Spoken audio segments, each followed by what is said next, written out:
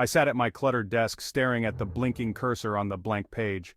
The words refused to come and my mind was a barren wasteland devoid of creativity. Bills piled up and my bank account was a cruel joke. I was a writer without words, a dreamer without dreams. Desperation clawed at my sanity and I was ready to do anything for success.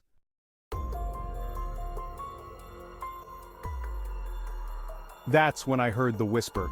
It started as a soft murmur, barely audible over the hum of my computer. "I can help you," it said. At first I thought it was my imagination, a figment of my exhausted mind.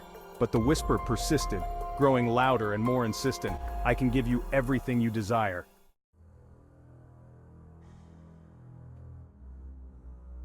I asked the voice what it wanted in return and the terms were simple. 10 years of unparalleled success in exchange for my soul at the end. I agreed.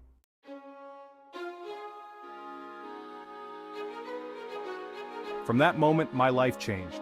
My words flowed like a river and everything I wrote turned to gold. Publishers clamored for my work and my books flew off the shelves. Fame and fortune followed and I became a household name. It was everything I had ever wanted and more, but success came at a price.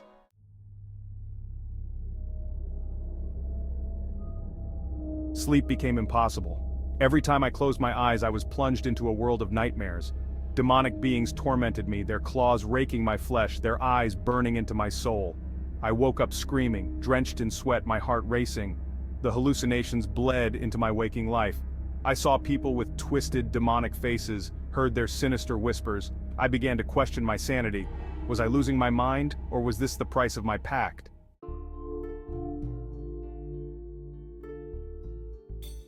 I sought help from priests, shamans, and occultists, anyone who might know how to break the pact.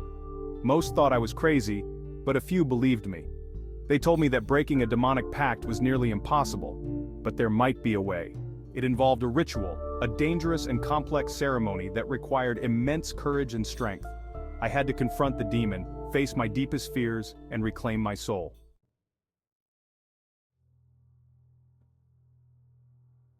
The night of the ritual, I gathered the necessary items, candles, symbols, and a knife. As I began, the air grew heavy and the shadows thickened. The demon appeared, a monstrous figure of darkness and fire, its eyes burning with ancient evil.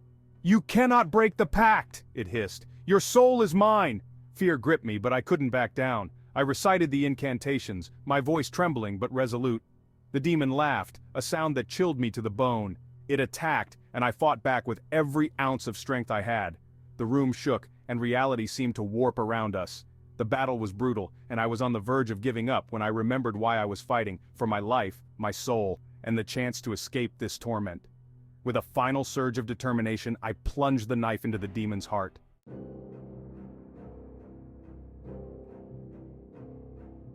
With no other choice, I prepared for the final confrontation. This time the stakes were higher, the risks greater. As the night of the ritual approached, the demon's presence grew stronger within me. It whispered dark promises, tempting me to abandon the ritual and accept my fate, but I couldn't give in. I gathered the items once more, lighting the candles and drawing the symbols. As I began the incantations, the demon fought back, its power surging through me, trying to take control. The struggle was intense and I could feel myself slipping away. But I held on, reciting the words with every ounce of strength I had left. The room shook, and the air grew thick with darkness. The demon's laughter echoed in my mind, but I pressed on. In a final act of defiance, I completed the ritual, forcing the demon out. It screamed in rage and pain as it was banished, the darkness lifting and the air clearing. I collapsed, exhausted and trembling.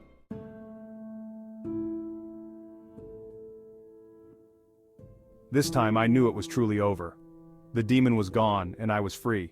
But the experience had changed me forever. I had faced my deepest fears and survived, but the memory of the pact would always be a part of me.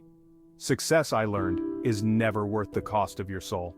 And while I had reclaimed mine, the scars of the ordeal would remain, a constant reminder of the price of desperation.